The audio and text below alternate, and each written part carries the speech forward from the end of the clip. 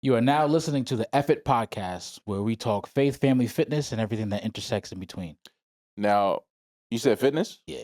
All right. I may back out on that times when they talk about fitness. So let's see. I don't really know what I can offer you. You don't got no New Year's resolutions, or? I mean, we could talk about that later. Round is a shape, right? That's true. That's true. I'm Spence.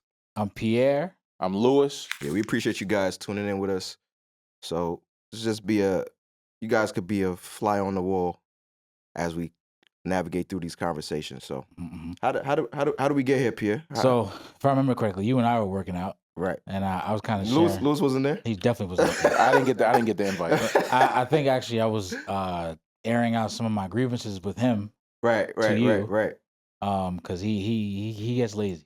Yeah. And I mean, a lot of times, and let's just get right into it. We boys, so you inspired me as to what not to be. So I mean, I'm glad I could do that for you, my boy. So Spence was like, "Yo, we should start a podcast," and I was like, "Wait, this actually might be cool." And then he was like, "We started talking about it," and then later on that night, I put some stuff together. Sent it to him. He liked it, and then a few minutes or a few days after, he was like, "Hey, we should add Lewis." I was like, "I don't know, bro," because he got a thing with like commitment to like things that are good for him are supposed to be good for him.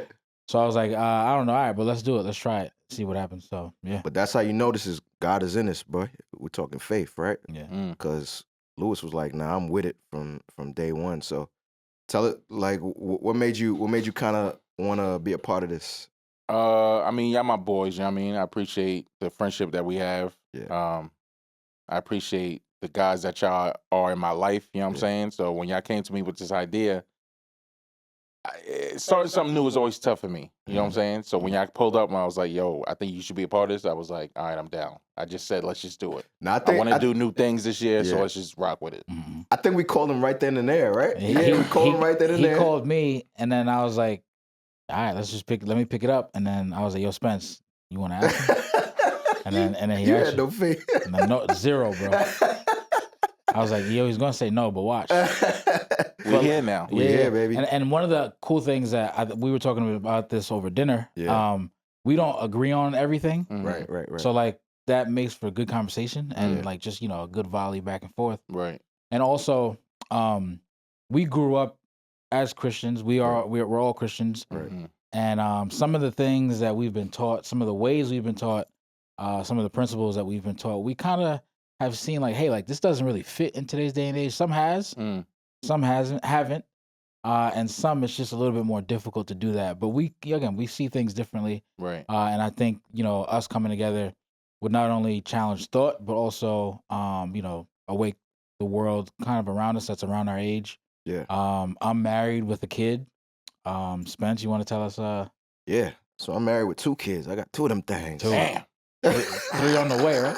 Goodness. Nah, you bugging out, bro. I do not receive. It's a wrap over here, but no, yeah. So I think that's kind of how all of us really got close. Obviously, me and you, P, we went to college together. Wait, what about Lou? Oh, I'm just married. No kids. But yeah, the marriage piece, like, as when I moved to New Jersey, and me and Lewis started going to the same church, like we all like what I think Lou was married the year before I was. I got married in 2019, and you're 2021 exactly. So 2 years after that, so all like in the same vicinity. So some of the things that we were dealing with, we were like, "Yo, who do we go to?" And that kind of drew us together. Like, yo, I'm not the only one dealing with this, right? So you felt like you had somebody to kind of, that you trusted to divulge information with and work through things. So some of the things that we've learned, some of the things that we're going to learn, we just want to share it. And I think that can speak to the person that was in our shoes, somebody that's thinking about marriage, somebody's thinking about having kids. Thinking about getting in shape. Word.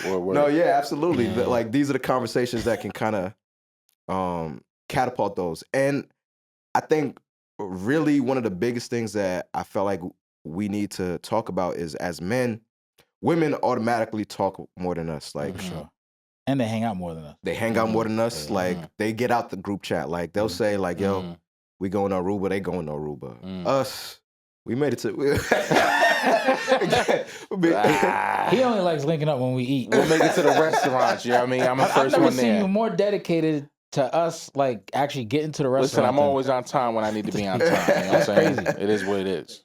But I was looking this up the other day. I think it was actually this morning. Like the suicide rate for men versus women is, I think, is like 4 times higher. Wow. For men. So men are just like struggling in silence, and they don't have an outlet. So I think this is a space where we individually can kind of like work through some of things that we need to work through. And in turn, my hope is that we reach somebody that needs to hear a moment of time. Like they need in a moment of time, we can kind of like drop something in their spirit. Like, yo, I can make it through. Like they did it, I could do it. So Wow. Yeah. yeah. Even with like learning is an aspect, but also like for me, one thing that jumped out was like what we unlearn, not Exactly. even just in marriage, but like just in general. Right. Because if we think about it, we've been single for longer than we have been married. Absolutely. So off the bat, even, you know,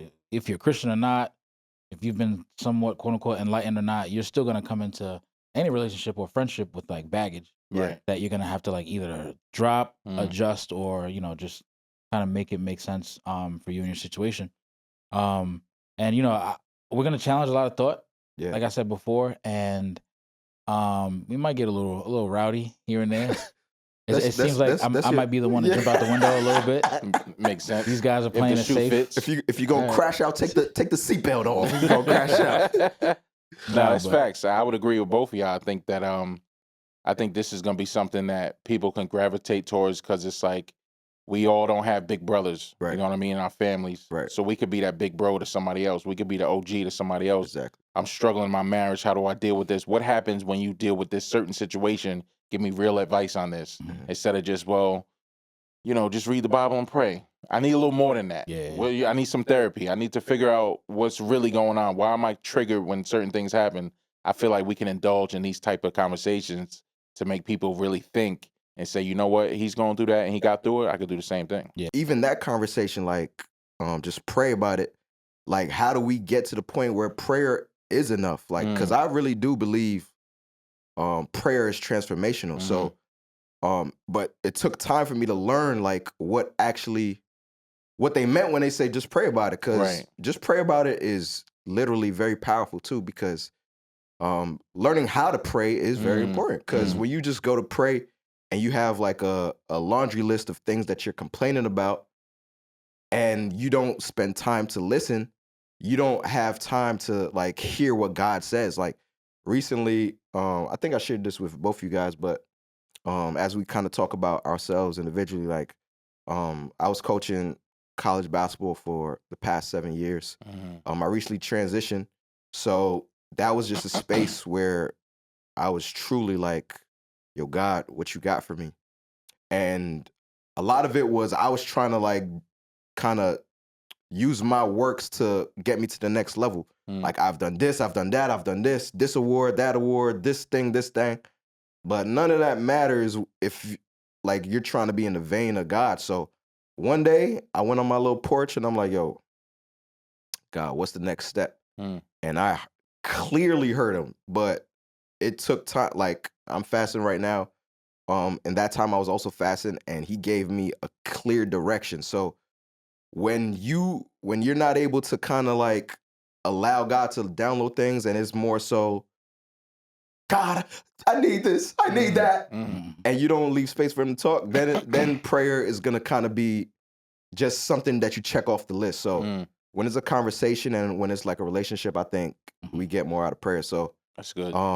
Yeah, I know a lot of times like that conversation could trigger like, I need more than that, but yeah, and it's true, you do need more than that if you don't like tap into like what prayer really like looks like or how it was truly designed. So yeah, I think too, to piggyback off of that, I think it looks different for everybody. Yeah, because I used to think prayer was like, all right, I'll sit down in a dark room, just with my head bowed and my hands clasped together Mhm.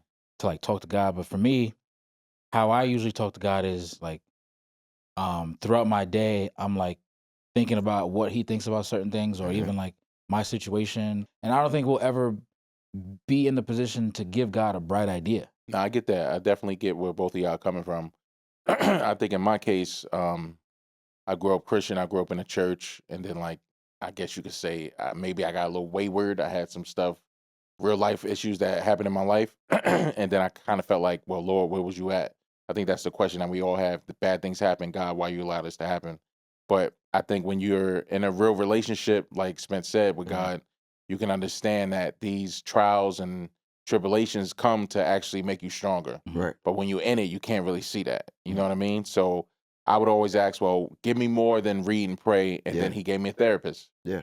He gave me other friends who are connected to God to give me other advice. So I feel like God can speak to anybody a lot of times, but you just got to be open and willing to hear through different people that know the Lord, not just people who talking crazy, but who know the Lord, who have a relationship with him. Mhm. I think that goes a long way. So Yeah, I give you guys the greatest advice. Actually, I don't think you guys would be as successful as you are without me. you give us the greatest So, advice. so that's why, yeah, that's why So I'm where like I am in my life is because of you. 100%. Well, like 60-40. 40 me, The rest 60 is God. Yeah, yeah.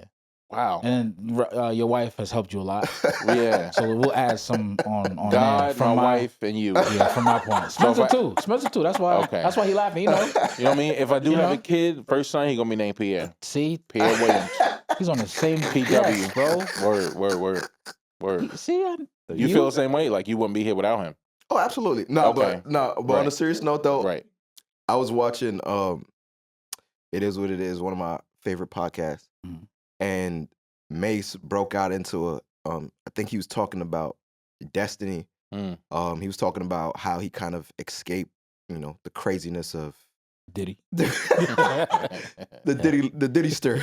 Yeah. But he did it in like a remarkable way. Actually, I was kind of moved to I was definitely moved to tears because Mm. he was talking about how like there's destiny. So he was talking about he kind of went through chronologically like some of the people who were affected by him and Mhm. how even he was to an extent, but kind of escaped it. And then one of the things that he said towards the latter part was even him and Cameron coming back together Mm. is destiny. Because that was real beef back then. They had beef. Like they Wow. was like going at each other. Like it Mm. was, but they were best friends coming up. Like Yeah. Cameron would give him sneakers. Played basketball They together. played basketball together in Yeah. high school. Like they really grew up together in Harlem. Mm. But he said as soon as they got back together, the money was crazy. Like Wow. everything was crazy. So Wow. he was basically saying God, he didn't say it like this, but he was saying God assigned certain people in your life Wow. to help you get to your destiny. Talk, And Spence. yeah, so Mm. Pierre's definitely one of them. I mean, you Come know, on now. I don't know if you gotta put it like that. Come on you know what now. I mean? They- Destiny and gotta Pierre, tell the they truth. just go hand in hand. Gotta tell the truth. Nah, man. but I get it. You've been pushing me since we known each other. Yeah, you know what I yeah. mean? Like, oh, you need to get in the gym. You got so much talent. You need to do this. You need to do that. And it was just like, when I'm ready, I'm ready. When I'm ready, I'm ready. And I don't believe that when I you're was ready, never I'm ready. But I respect you so much because you jumped out the window and started your own business, doing whatever you want. You're your own boss. You take care of your family. I respect everything you do, and the fact that you got me here, you know what I mean? It's a huge plus, bro. Like I think people would kill to have friendships like this, brotherhood. Yeah, I really absolutely. appreciate should you thank as a Spence, 'cause brother. I have faith. You know what I mean? I'm giving you your For that. flowers, both of y'all, man. I see the way y'all hold your families down, and it's Yeah. very inspiring to just like hear the stories that we go through and that we can bounce ideas off each other and like real talk. Mhm. I appreciate that. So I thank y'all, fellas. And like course. in later episodes, maybe even a little bit now, like I'll share my grievances with you. Because you ever, like Spence, you ever see the potential in someone, like Lewis was saying, and you're not even, well, what I do, I don't even see them as who they are in the moment. I'm Of looking course. at the future them. Of course. So I would always say, even now, I still say to little bro, like, it's just so frustrating. I would say, like, yo, bro, even if you gotta like put out a little bit more or do certain things that are a little bit unconventional, one of the most beautiful things about being a human is we love to adapt. Yeah. Mm, So you'll just get used to it. And I'm not saying reinvent the wheel, but at least change one thing mhm. for maybe 6 months Mhm. and then see what happens. Like I always say, if you ever want to be successful in anything, go to the gym. Mhm. Why? Because so much more is happening other than what we currently see. If you peel back the layers and reframe what the gym is, it just teaches discipline. Mhm. And in any successful um field or person, discipline is almost just as important as breathing. But after a while, you do wind up doing it naturally. Right. And you know, you one day who knows, you might be a billionaire. Mhm. But on the other side of that is just getting rid of habits. Right. You know what I mean? Yeah. Like when you go to Wendy's and I'm on the phone with you, don't order the whole menu, right? Don't go to White Castle I anymore. start putting you on mute after a while because I just hang up the phone. I would You tell don't them- know. How you know I didn't go there and get a salad? You're not doing that, bro. I see you. You have no salad, bro. The only salad green is he crazy. has is on his sweater right now. Yeah, that's hilarious. A little lettuce. The little lettuce. You know what I Yeah. mean? Tomatoes, onions. Yo. And then he'd have me on speaker, so I'd yell to them, "Hey, give him a water. Give him a water." But Listen, I think I grew up in a sense where I started a lot of things, but I didn't finish. Mm. I grew up a quitter. I Mm. realized that late in life. I started football. Yo, man, you big as hell. You should be a football player. I tried out for one time. I tried out one time and I quit. I walked off the field. All we did was run the whole time. I didn't see a football. I didn't see pads. I didn't see helmets. Mm. We was running. No, it's not for me. I'm good. I tried out karate. I thought I was gonna be, you know what I mean, Bruce Leroy, all that good stuff. Hi-ya. It didn't work out. I stopped. Everything I started, I quit. Mm. But I don't want to keep doing that and later in my life, especially if I have a kid, that's going I'm gonna teach my seeds that. Mhm. I don't want to do that. So I think for me, I always had that mindset, if I start this, it's not gonna work. Why try it if it's not gonna work? And I just had that for such a long time. But I'm realizing now through therapy and talking to other people, like, just try it and see what happens. What I'm doing right now, I'm just trying it and see what happens. Mhm. I'm nervous. You know what I mean? Like, this ain't a comfortable space for me. You know what I mean? The seat is tight. I'm sweating. I feel like my shirt is expanding. Like, you know what I mean? Like, there's a lot for me. Yeah. But I'm trying to jump out the window and just see if the parachute opens. Mhm. Mm. That's deep. Ooh, that's a bar, my boy. And- It's gonna be a big parachute. Yeah. Worldwide. You know what I'm saying? Being able to look in the mirror and see that, Mm-hmm. address that, and do something about it. Like Mm.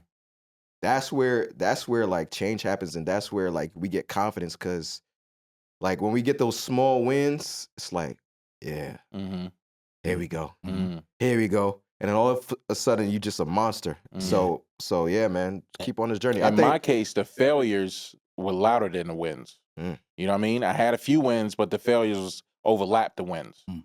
So I'm still trying to navigate on how, when the failure comes, Yeah. don't forget the wins. If that right. makes sense.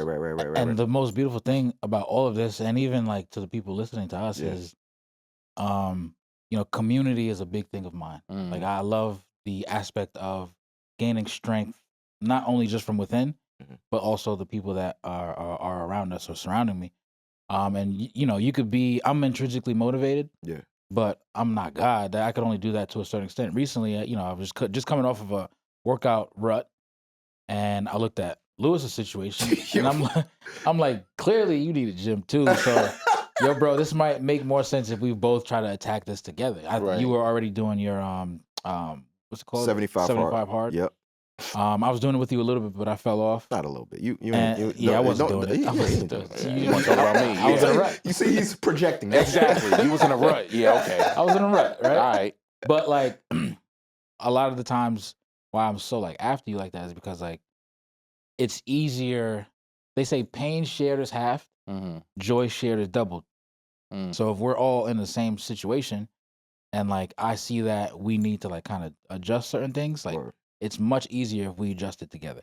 And a lot of the things that we'll uncover here and our truths and even things we've noticed for not and even things we noticed not only just being black men but black married men, Mm. but more so just human beings. Yeah. There's a lot going on in our world, and people around our age and even some folks that are younger and older, I think they could learn a lot from us, because we do have some pretty unique experiences. We've worked pretty unique jobs around pretty unique people. Yeah. And yeah, I just think I'm looking forward to just kind of what we unearth. For sure. I mean, we kind of, Lewis, you already kind of started it up, but let's maybe talk about how we grew up and like how we are the way we are and why we kind of need each other. Yeah, so I mean, I grew up in a single family household.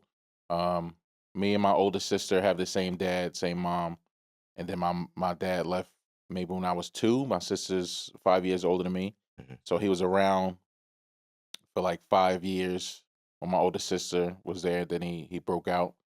I had a lot of issues with that growing up. I think that's why I probably didn't play a lot of sports. That's why I wasn't really motivated to do anything. I didn't really have nobody in my corner. Yeah.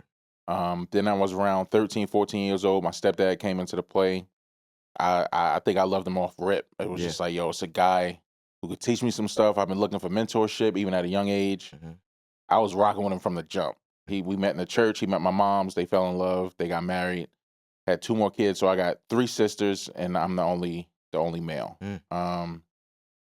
But you know, with that stepdad um encounter or growing up like that, it was just like he's not my real dad, but he became my real dad. Mm. You know what I mean? This is a man who cared enough to take care of somebody else's kids. You got my respect for the rest of your life. Was he perfect? Absolutely not. But I learned how to be a man through him. You Mm. know what I mean? He taught me how to shave, how to tie, just like manly things. Wipe your behind. Yeah, I'm saying he taught me that. You know what I mean?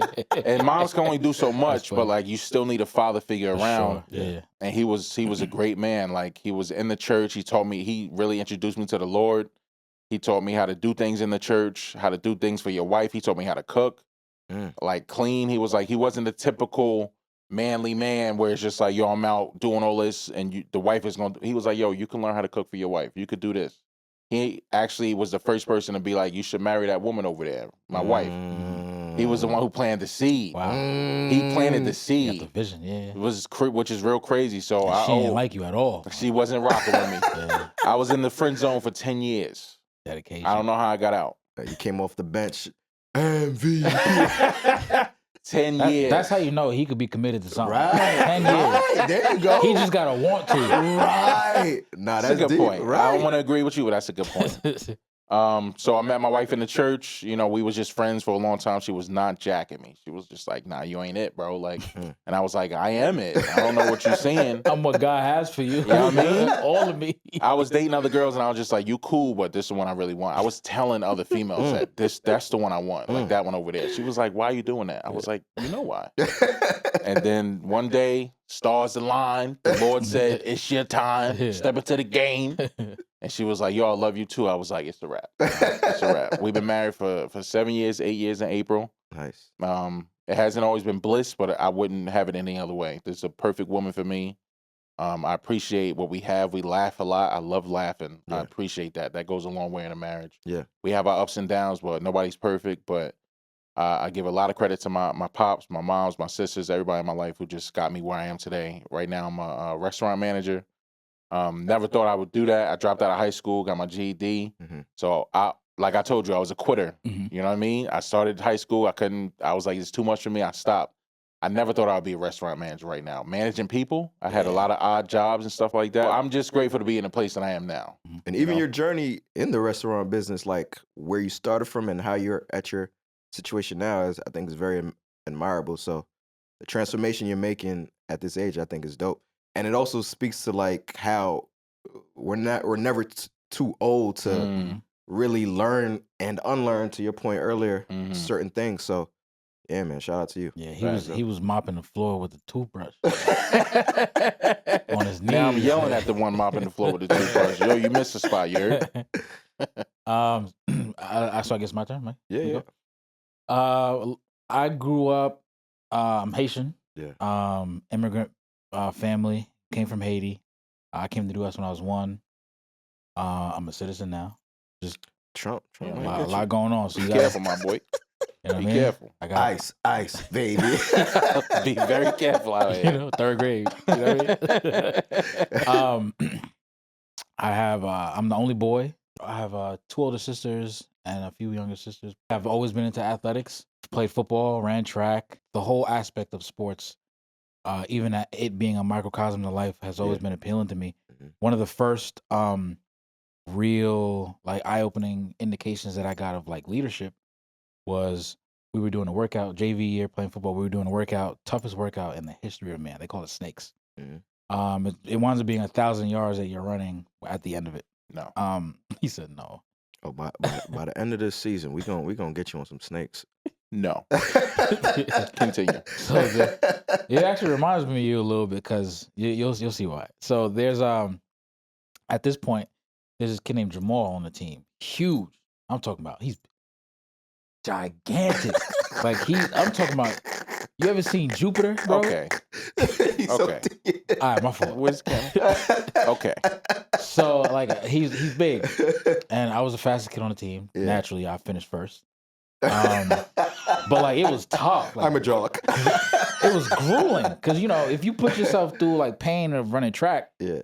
little football sprints ain't nothing really crazy. Right. But yeah, I struggled through it, but I finished first. And I look back and he was moving, but barely, Yeah. So then I was like, dang, let me just go over there and help him out. Let me run with him. So we wound up like getting towards the end, and by the time I realized it, the whole team was running behind us, and we were all like in a caravan almost, or like in a tight pack, Yeah. running with Jamal. Yeah. Wow. That year we wound up going undefeated, and no team scored on us. Wow. And I think that moment Wow. really crystallized like what leadership is like. Wow. So my whole life since then has been kind of modeled off of that. Like, Wow. hey, if I do as much as I can for myself and like try to, help people around me who God kind of like just put around me who I think could use some help and I could learn from them, then like life for the both of us will be that much better. You preaching. That And, sound like when Jesus left the 99 for the one. You know what I mean? Yeah. And the Bible says, when one draws back to Christ, the whole heaven rejoices. Yes. Wow. So I'm trying to get him to rejoice, but so right now I do video. That whole story was crazy, but I do video for the Giants and the Jets, depending on the day. Mm-hmm. Some light. NFL, do podcasts, so anything like video related. But yeah, being in sports and like taking the risk on that, and it just made me think. While you're in the dream and the dream is happening, sometimes you think back to like, man, imagine if I didn't like take the sacrifice to try to put myself in position to accomplish something and try to lead a family how I think a family should be led in terms of like being present, a present dad, present father, present husband, and just kind of seeing how my familial world just changes by just my presence. That's dope. And as you were speaking, I like the image of you going back for Jamal.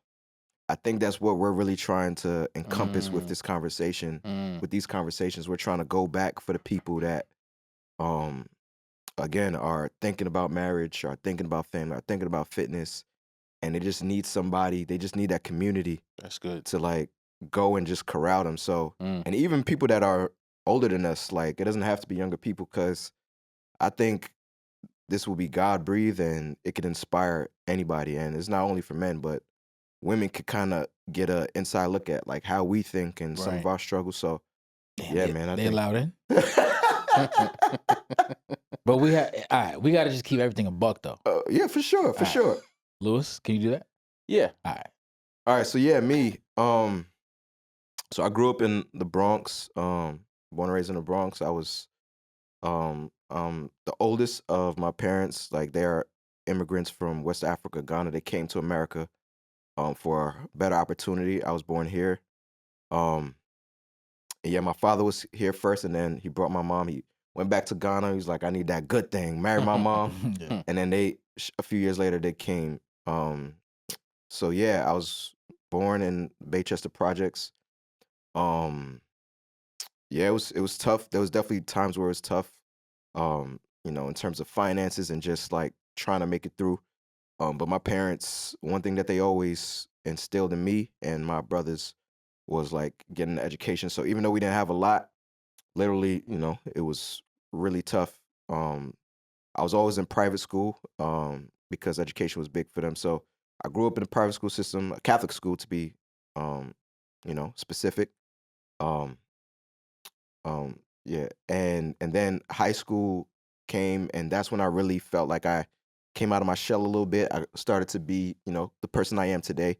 I had a lot of opportunities for leadership and just sports, like you mentioned. Basketball is huge in my life, something I do to this day. But if it wasn't for high school, I would have probably not got the opportunity to play high school athletics to the level that I did, Mm. which went into college as well. So um, a lot of my friends went to Mount St. Michael and bigger schools that had better basketball programs. But it was the first year that Salesian had a freshman team, so I was like one of the last people to make the team. Me and my boy Kevin Matos, we'll probably get him here at some point. But like we just had a chemistry, and the coach was like, "Yo, you made a team because of y'all chemistry." We was just spamming pick and roll, pick and roll.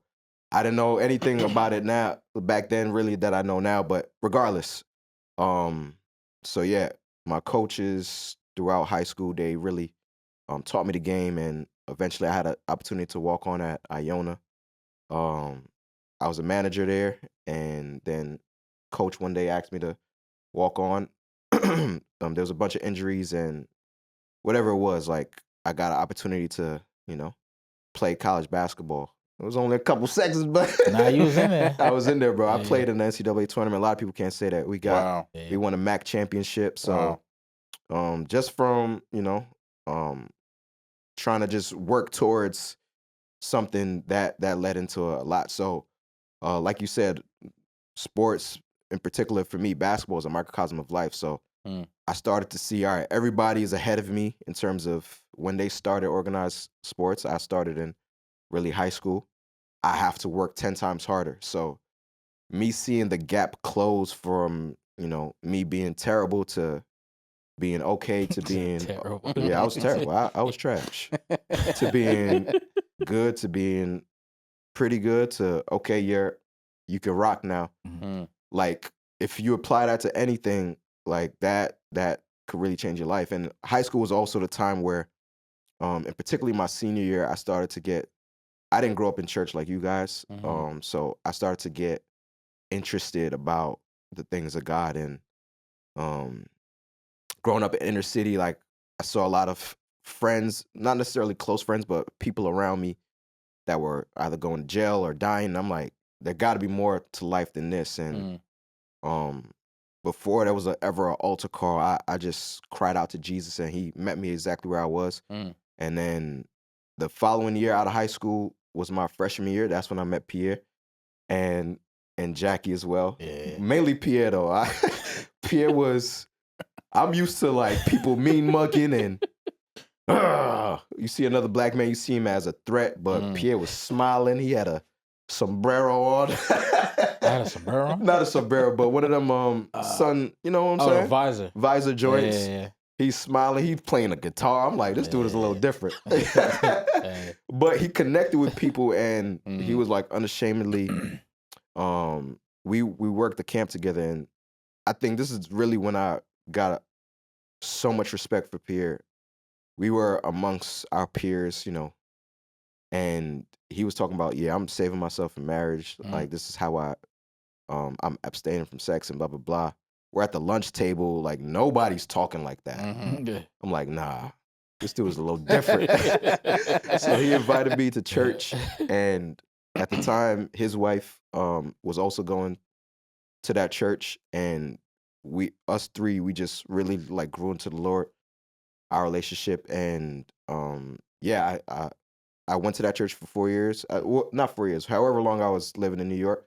Once I got married, that's when me and you started going to the same church. But yeah, but those moments in high school and college really allowed me to just be fearless and know, like, if you trust in the Lord, He's gonna do it for you. And if you're in His vein, like everything that you want is gonna align. So I had opportunity to coach college basketball as a head coach after not having any experience coaching as a head coach ever. Like Look at God. couple hood tournaments, you know what I mean? But nothing to the effect that I did. And the first time ever as a head coach, I won my first game. Talk.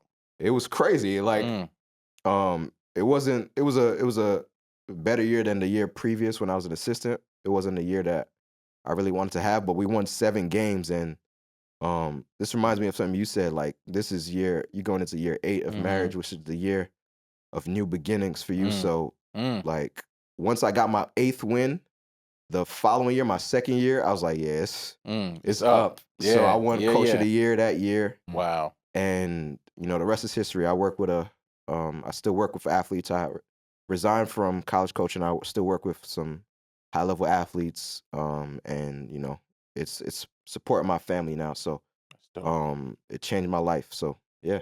Oh, I met my wife through Pierre's wife. They grew up together.